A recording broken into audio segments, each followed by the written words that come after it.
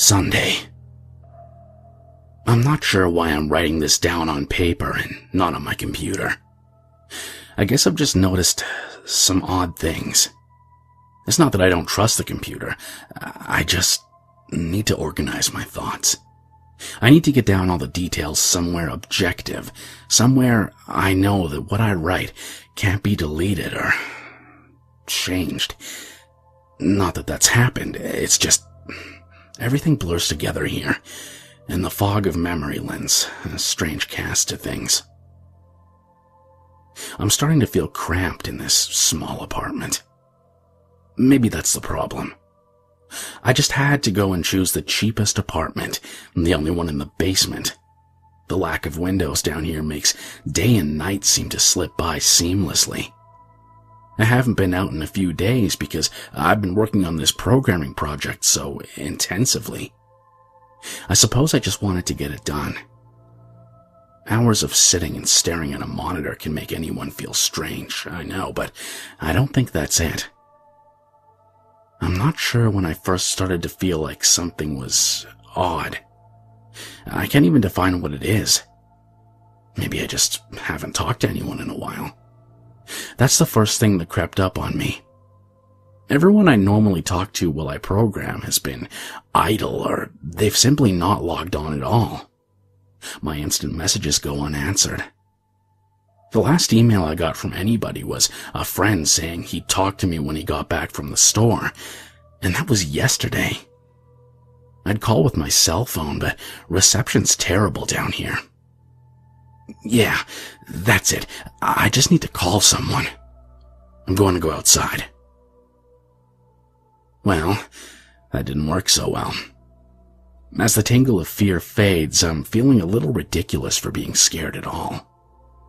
I looked in the mirror before I went out, but I didn't shave the 2-day stubble I've grown. I figured I was just going out for a quick cell phone call. I did change my shirt, though, because it was lunchtime, and I guessed that I'd run into at least one person I knew. That didn't end up happening. I wish it did. When I went out, I opened the door to my small apartment slowly. A feeling of apprehension had somehow already lodged itself in me for some indefinable reason. I chalked it up to having not spoken to anyone but myself for a day or two. I peered down the dingy gray hallway, made dingier by the fact that it was a basement hallway. On one end, a large metal door led to the building's furnace room. It was locked, of course. 2 dreary soda machines stood by it. I bought a soda from one the first day I moved in, but it had a 2-year-old expiration date. I'm fairly sure that nobody knows those machines are even down here. Or my cheap landlady just doesn't care to get them restocked.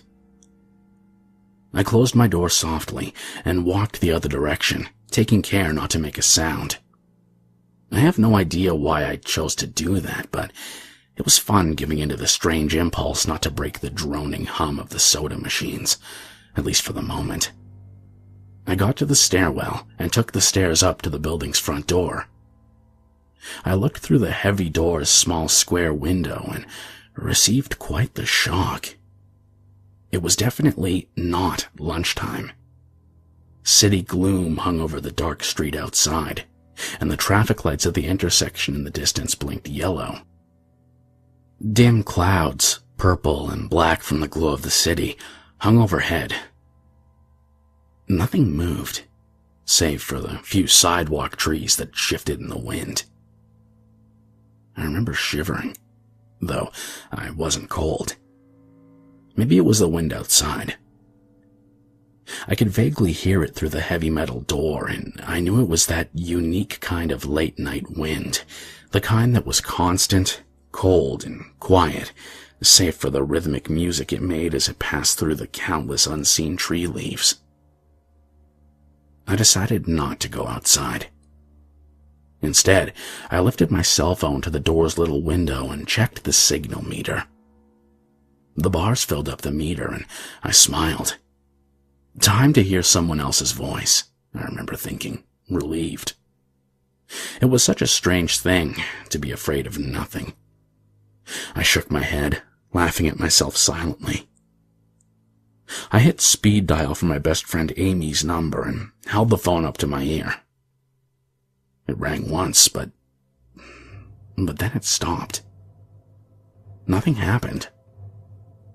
I listened to silence for a good 20 seconds, then hung up. I frowned and looked at the signal meter again. Still full. I went to dial her number again, but then my phone rang in my hand, startling me. I put it up to my ear. "Hello?" I asked, immediately fighting down a small shock at hearing the first spoken voice in days, even if it was my own. I had gotten used to the droning hum of the building's inner workings, my computer, and the soda machines in the hallway. There was no response to my greeting at first, but then, finally, a voice came. "Hey," said a clear male voice, obviously of college age, like myself. "Who's this?" "John," I replied, confused. "Oh, sorry, wrong number," he replied, and then hung up. I lowered the phone slowly and leaned against the thick brick wall of the stairwell. That was strange. I looked at my received calls list, but the number was unfamiliar. Before I could think on it further, the phone rang loudly, shocking me yet again. This time, I looked at the caller before I answered. It was another unfamiliar number. This time, I held the phone up to my ear but said nothing. I heard nothing but the general background noise of a phone. Then, a familiar voice broke my tension. "John?" was the single word, in Amy's voice. I breathed a sigh of relief. "Hey, it's you," I replied. "Who else would it be?" she responded. "Oh, the number. I'm at a party on 7th Street, and my phone died just as you called me. This is someone else's phone, obviously." "Oh, okay," I said. "Where are you?" she asked. My eyes glanced over at the drab, whitewashed cylinder block walls and the heavy metal door with its small window. "At my building," I sighed, just feeling cooped up. I didn't realize it was so late. "You should come here," she said, laughing. "Nah, I don't feel like looking for some strange place by myself in the middle of the night," I said, looking out the window at the silent, windy street that secretly scared me just a tiny bit. "I think I'm just going to go keep working or go to bed." "Nonsense," she replied. "I can come get you. Your building is close to 7th Street, right?" "How drunk are you?" I asked, lightheartedly. "You know where I live." "Oh, of course," she said abruptly. "I guess I can't get there by walking, huh?" "You could if you wanted to waste half an hour," I told her. "Right," she said. "Okay, have to go. Good luck with your work." I lowered the phone once more, looking at the numbers flash as the call ended. Then, the droning silence suddenly reasserted itself in my ears. The two strange calls and the eerie street outside just drove home my loneliness in this empty stairwell. Perhaps, from having seen too many scary movies, I had the sudden inexplicable idea that something could look in the door's window and see me, some sort of horrible entity that hovered at the edge of aloneness, just waiting to creep up on unsuspecting people that strayed too far from other human beings. I knew the fear was irrational, but nobody was around, so I jumped down the stairs, ran down the hallway into my room, and closed the door as swiftly as I could while still staying silent. Like I said, I feel a little ridiculous for being scared of nothing, and the fear has already faded. Writing this down helps a lot. It makes me realize that nothing's wrong. It filters out the half-formed thoughts and fears and leaves only cold, hard facts. It's late. I got a call from a wrong number and Amy's phone died, so she called me back from another number. Nothing strange is happening. Still, there was something a little off about that conversation. I know it. It could have just been the alcohol she'd had, or was it even her that seemed off to me? Or was it Yeah, that was it. I didn't realize it until this moment, writing these things down. I knew writing things down would help. She said she was at a party, but I only heard silence in the background. Of course, that doesn't mean anything in particular, as she could have just gone outside to make the call. Wait, no, that couldn't be it either. I didn't hear the wind. I need to go see if the wind is still blowing. Monday. I forgot to finish writing last night. I'm not sure what I expected to see when I ran up the stairwell and looked out the heavy metal door's window. I'm feeling ridiculous. Last night's fear seems hazy and unreasonable to me now. I can't wait to go out into the sunlight. I'm gonna go check my email, shave, shower, and finally get out of here. Wait. I think I heard something. It was thunder. That whole sunlight and fresh air thing didn't happen. I went out into the stairwell and up the stairs, only to find disappointment. The heavy metal door's little window showed only flowing water as torrential rain slammed against it. Only a very dim, gloomy light filtered in through the rain, but at least I knew it was daytime, even if it was a gray, sickly, and wet day. I tried looking out the window and waiting for lightning to illuminate the gloom, but the rain was too heavy and I couldn't make out anything more than vague, weird shapes moving at odd angles in the waves washing down the window. Disappointed, I turned around, but I didn't want to go back to my room. Instead, I wandered further up the stairs, past the first door and the second. The stairs ended at the third floor, the highest floor in the building. I looked through the glass that ran up the outer wall of the stairwell, but it was that warped, thick kind that scatters the light. Not that there was much to see through the rain to begin with. I opened the stairwell door and wandered down the hallway. The 10 or so thick wooden doors, painted blue long ago, were all closed. As I walked, I listened, but it was the middle of the day, so I wasn't surprised that I heard nothing but the rain outside.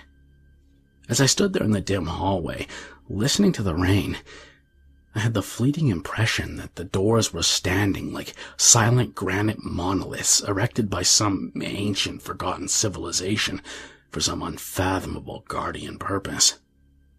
Lightning flashed, and I could have sworn that, just for a moment, the old grainy blue wood looked just like rough stone. I laughed at myself for letting my imagination get the best of me, but then it occurred to me that the dim gloom and lightning must mean there was a window somewhere in the hallway. A vague memory surfaced, and I suddenly recalled that the third floor had an alcove and an inset window halfway down the floor's hallway. Excited to look out into the rain and possibly see another human being, I quickly walked over to the alcove, finding the large stained glass window. Rain washed down it, as with the front door's window, but I could open this one. I reached a hand out to slide it open, but hesitated. I had the strangest feeling that if I opened that window, I would see something absolutely horrifying on the other side. Everything's been so odd lately. So I came up with a plan, and I came back here to get what I needed. I don't seriously think anything will come of it, but I'm bored, it's raining, and I'm going stir crazy. I came back to get my webcam. The cord isn't long enough to reach the third floor by any means, so I'm going to hide it between the two soda machines in the dark end of my basement hallway, run the wire along the wall and under my door, and put black duct tape over the wire to blend it in with the black plastic strip that runs along the base of the hallway's walls. I know this is silly, but I don't have anything better to do. Well, nothing happened. I propped open the hallway to stairwell door, steeled myself, then flung the heavy front door wide open and ran like hell down the stairs to my room and slammed the door. I watched the webcam on my computer intently, seeing the hallway outside my door and most of the stairwell. I'm watching it right now, and I don't see anything interesting. I just wish the camera's position was different, so that I could see out the front door. Hey, somebody's online. I got her an older, less functional webcam that I had in my closet to video chat with my friend online. I couldn't really explain to him why I wanted to video chat, but it felt good to see another person's face. He couldn't talk very long, and we didn't talk about anything meaningful, but I feel much better. My strange fear is almost past. I would feel completely better, but there was something odd about our conversation. I know that I've said everything seems odd, but still, he was really vague in his responses. I can't recall one specific thing that he said. No particular name or place or event. But he did ask for my email address to keep in touch. Wait, I just got an email. I'm about to go out. I just got an email from Amy that asked me to meet her for dinner at the place we usually go to. I do love pizza, and I've just been eating random food from my poorly stocked fridge for days, so I can't wait. Again, I feel ridiculous about the odd couple of days I've been having. I should really destroy this journal when I get back. Oh, another email. Oh my God. I almost left the email and opened the door. I almost opened the door, but I read the email first. It was from a friend I hadn't heard from in a long time, and it was sent to a huge number of emails that must have been every person he had saved in his address list. It had no subject, and it read, simply, "Seen with your own eyes. Don't trust them. They..." What the hell was that supposed to mean? The words shock me, and I keep going over and over them. Is it a desperate email sent just as something happened? The words are obviously cut off without finishing. On any other day, I would have dismissed this as spam from a computer virus or something, but the words, "Seen with your own eyes?" I can't help but read over this journal and think back on the last few days and realize that I haven't seen another person with my own eyes or talked to another person face to face. The webcam conversation with my friend was so strange and vague, so eerie now that I think about it. Was it eerie, or is the fear clouding my memory? My mind toys with the progression of events I've written here, pointing out that I've not been presented with one single fact that I did not specifically give out unsuspectingly. The random wrong number that got my name, and the subsequent strange return call from Amy. The friend that asked for my email address. I messaged him first when I saw him online, and then I got my first email a few minutes after that conversation. Oh my God. That phone call with Amy. I said over the phone, I said that I was within half an hour's walk of 7th Street. They know I'm near there. What if they're trying to find me? Where is everyone else? Why haven't I seen or heard anyone else in days? No. This is crazy. This is absolutely crazy. I need to calm down. This madness needs to end. I don't know what to think. I ran about my apartment furiously, holding my cell phone up to every corner to see if I got a signal through the heavy walls. Finally, in the tiny bathroom, near one ceiling corner, I got a single bar. Holding my phone there, I sent a text message to every number in my list, not wanting to betray anything about my unfounded fears. I simply sent, "You seen anyone face to face lately?" At that point, I just wanted any reply back. I didn't care what the reply was, or if I embarrassed myself.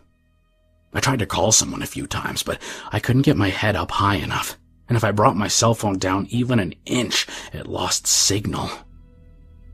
And then I remembered the computer and rushed over to it, instant messaging everyone online. Most were idle or away from their computer. Nobody responded. My messages grew more frantic, and I started telling people where I was and to stop by in person for a host of barely passable reasons.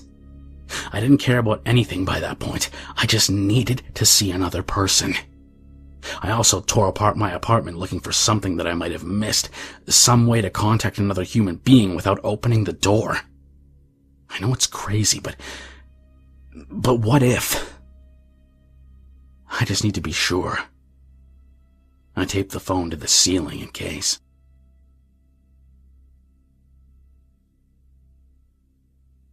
Tuesday. The phone rang. Exhausted from last night's rampage, I must have fallen asleep. I woke up to the phone ringing and ran into the bathroom, stood on the toilet, and flipped open the phone taped to the ceiling. It was Amy, and I feel so much better. She was really worried about me and apparently had been trying to contact me since the last time I talked to her. She's coming over now, and yes, she knows where I am without me telling her.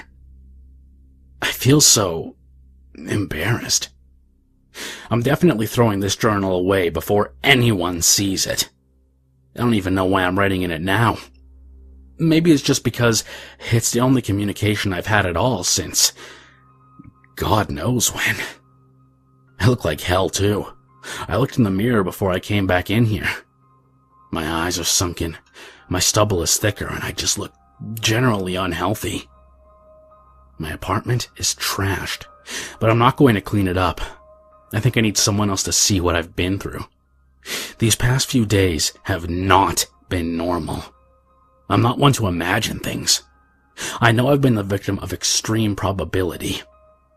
I probably missed seeing another person a dozen times. I just happened to go out when it was late at night or the middle of the day when everyone was gone. Everything's perfectly fine. I know this now. Plus, I found something in the closet last night that helped me tremendously. A television. I set it up just before I wrote this, and it's on in the background. Television has always been an escape for me, and it reminds me that there's a world beyond these dingy brick walls. I'm glad Amy's the only one that responded to me after last night's frantic pestering of everyone I could contact. She's been my best friend for years. She doesn't know it, but I count that day I met her among one of the few moments of true happiness in my life. I remember that warm summer day fondly. It seems a different reality from this dark, rainy, and lonely place.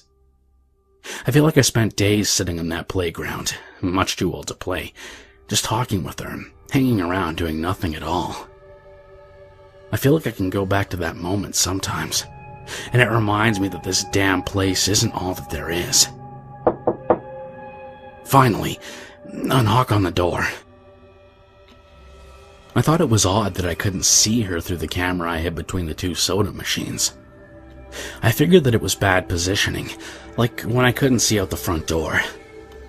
I should have known. After the knock, I yelled through the door jokingly that I had a camera between the soda machines because I was embarrassed myself that I had taken this paranoia so far. After I did that, I saw her image walk over to the camera and look down at it. She smiled and waved. "Hey," she said to the camera brightly, giving it a wry look. "It's weird, I know," I said into the mic attached to my computer. "I've had a few weird days." "Must have," she replied. "Open the door, John." I hesitated. How can I be sure? "Hey, humor me a second here," I told her through the mic. "Tell me one thing about us. Just prove to me that you're you." She gave the camera a weird look. All right," she said slowly, thinking. "We met randomly at a playground when we were both way too old to be there." I sighed deeply as reality returned and fear faded. God, I've been so ridiculous. Of course it was Amy. That day wasn't anywhere in the world except in my memory. I'd never even mentioned it to anyone. Not out of embarrassment, but out of a strange, secret nostalgia and a longing for those days to return. If there was some unknown force at work trying to trick me, as I feared, there was no way they could have known about that day. "All right, I'll explain everything," I told her. "Be right there." I ran to my small bathroom and fixed my hair as best I could. I looked like hell, but she would understand. Snickering at my own unbelievable behavior and the mess I'd made of the place, I walked to the door. I put my hand on the doorknob and gave the mess one last look. So ridiculous, I thought. My eyes traced over the half-eaten food lying on the ground, the overflowing trash bin, and the bed I'd tipped to the side looking for God knows what. I almost turned to the door and opened it, but my eyes fell on one last thing. The old webcam. The one I used for that eerily vacant chat with my friend. Its black sphere lay haphazardly tossed to the side, its lens pointing at the table where this journal lay. An overwhelming terror took me as I realized that if something could see through that camera, it would have seen what I just wrote about that day. I asked her for one thing about us, and she chose the only thing in the world that I thought they, or it, didn't know. But it did know. It could have been watching me the whole time. I didn't open the door. I screamed. I screamed in uncontrollable terror. I stomped on the old webcam on the floor. The door shook and the doorknob tried to turn, but I didn't hear Amy's voice through the door. Was the basement door made to keep out drafts too thick? Or was Amy not outside? What could have been trying to get in, if not her? What the hell is out there? I saw her on my computer through the camera outside. I heard her on the speakers through the camera outside, but was it real? How can I know? She's gone now. I screamed and shouted for help. I piled up everything in my apartment against the front door. Friday. At least, I think it's Friday. I broke everything electronic. I smashed my computer to pieces. Every single thing on there could have been accessed via network or, worse, altered. I'm a programmer. I know. Every little piece of information I gave out since this started, my name, my email, my location, none of it came back from outside until I gave it out. I've been going over and over what I wrote. I've been pacing back and forth, alternating between stark terror and overpowering disbelief. Sometimes I'm absolutely certain some phantom entity is dead set on the simple goal of getting me to go outside. Back to the beginning. With the phone call from Amy, she was effectively asking me to open the door and go outside. I keep running through it in my head. One point of view says I've acted like a madman. And all of this is the extreme convergence of probability. Never going outside at the right times by pure luck. Never seeing another person by pure chance. Getting a random nonsense email from some computer virus at just the right time. The other point of view says that extreme convergence of probability is the reason that whatever's out there hasn't gotten me already. I keep thinking. I never opened the window on the 3rd floor. I never opened the front door until that incredibly stupid stunt with the hidden camera, after which I ran straight to my room and slammed the door. I haven't opened my own solid door since I flung open the front door of the building. Whatever's out there, if anything's out there, never made an appearance in the building before I opened the front door. Maybe the reason it wasn't in the building already was that it was somewhere getting everyone else. And then it waited until I betrayed my existence by trying to call Amy, a call which didn't work until it called me and asked me my name. Terror literally overwhelms me every time I try to fit the pieces of this nightmare together. That email. Short. Cut off. Was it from someone trying to get the word out? Some friendly voice desperately trying to warn me before it came? Seen with my own eyes, don't trust them. Exactly what I've been so suspicious of. It could have masterful control of all things electronic, practicing its insidious deception to trick me into coming outside. Why can't it get in? It knocked on the door. It must have some solid presence. The door, The image of those doors in the upper hallway as guardian monoliths flashes back in my mind every time I trace this path of thoughts. If there is some phantom entity trying to get me to go outside, maybe it can't get through doors. I keep thinking back over all the books I've read or movies I've seen, trying to generate some explanation for this. Doors have always been such intense foci of human imagination, always seen as wards or portals of special importance. Or perhaps the door is just too thick. I know that I couldn't bash through any of the doors in this building, let alone the heavy basement ones. Aside from that, the real question is, why does it even want me? If it just wanted to kill me, it could do it any number of ways, including just waiting until I starve to death. What if it doesn't want to kill me? What if it has some far more horrific fate in store for me? God, what can I do to escape this nightmare? A knock on the door. I told the people on the other side of the door I need a minute to think and I'll come out. I'm really just writing this down so I can figure out what to do. At least this time I heard their voices. My paranoia, and yes, I recognize I'm being paranoid, has me thinking all sorts of ways that their voices could be faked electronically. There could be nothing but speakers outside, simulating human voices. Did it really take them 3 days to come talk to me? Amy's supposedly out there along with 2 policemen and a psychiatrist. Maybe it took them 3 days to think of what to say to me. The psychiatrist's claim could be pretty convincing if I decided to think this has all been a crazy misunderstanding and not some entity trying to trick me into opening the door. The psychiatrist had an older voice, authoritarian but still caring.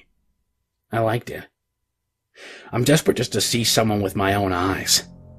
He said I have something called cyber psychosis, and I'm just one of a nationwide epidemic of thousands of people having breakdowns triggered by a sensitive email that got through somehow. I swear he said got through somehow. I think he means spread throughout the country inexplicably, but I'm incredibly suspicious that the entity slipped up and revealed something. He said I'm part of a wave of emergent behavior, that a lot of other people are having the same problem with the same fears, even though we've never communicated.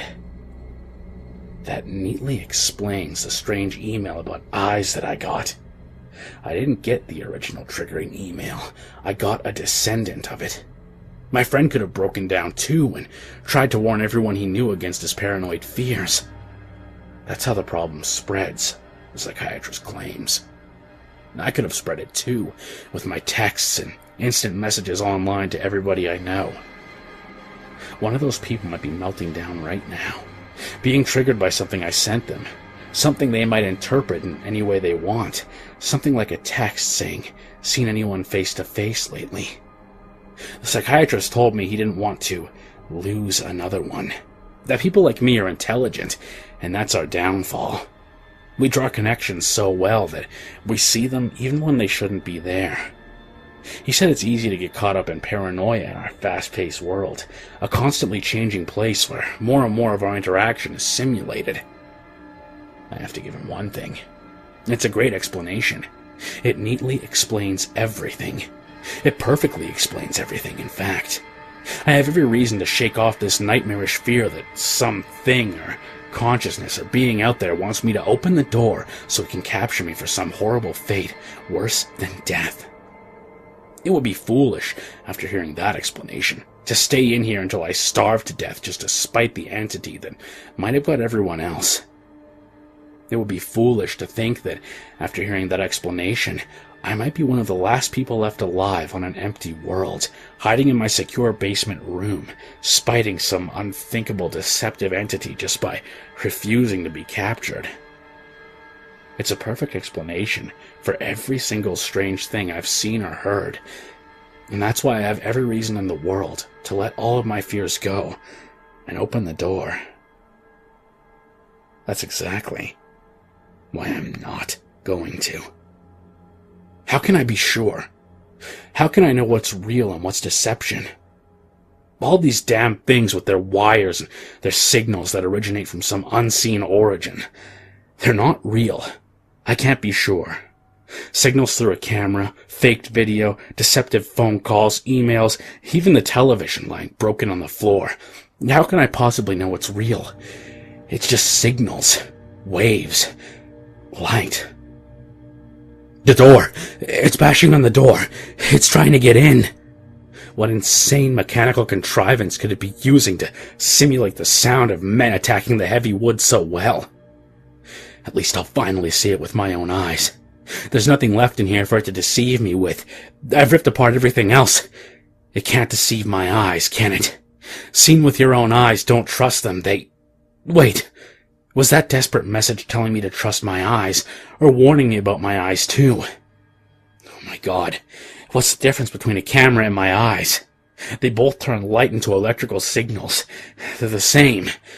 I can't be deceived. I have to be sure. I have to be sure. Date unknown.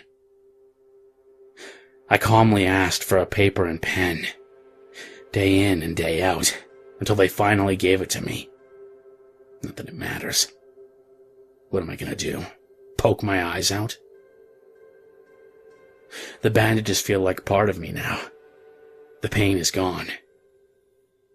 I figure this will be my last chances to write legibly, as, without my sight to correct mistakes, my hands will slowly forget the motions involved. This is a sort of self-indulgence, this writing. It's a relic of another time.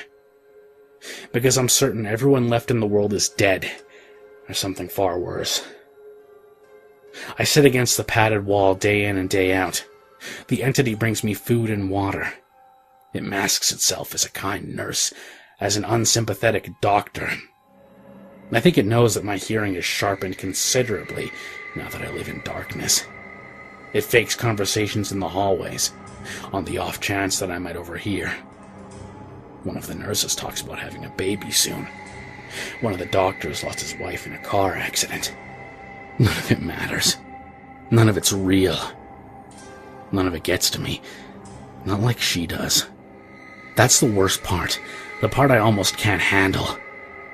The thing comes to me, masquerading as Amy. Its recreation is perfect. It sounds exactly like Amy.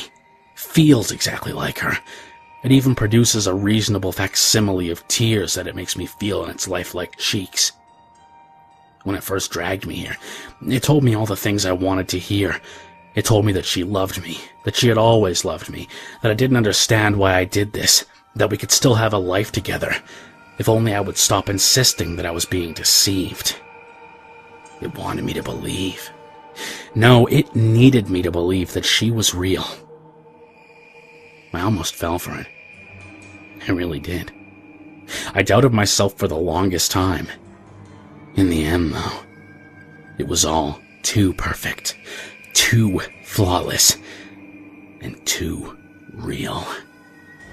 The false Amy used to come every day, and then every week, and finally stopped coming altogether. But I don't think the entity will give up. I think the waiting game is just another one of its gambits. I will resist it for the rest of my life if I have to. I don't know what happened to the rest of the world, but I do know that this thing needs me to fall for its deceptions. If it needs that, then maybe, just maybe, I'm a thorn in its agenda. Maybe Amy is still alive out there somewhere, kept alive only by my will to resist the deceiver.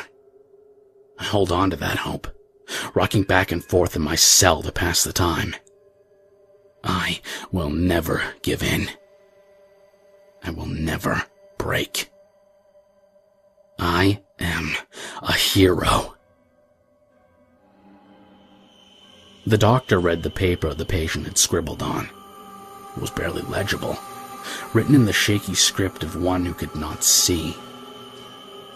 He wanted to smile at the man's steadfast resolve, a reminder of the human will to survive. But he knew that the patient was completely delusional. After all, a sane man would have fallen for the deception long ago. The doctor wanted to smile. He wanted to whisper words of encouragement to the delusional man. He wanted to scream, but the nerve filaments wrapped around his head and into his eyes made him do otherwise. His body walked into the cell like a puppet and told the patient, once more, that he was wrong, and that there was nobody trying to deceive him.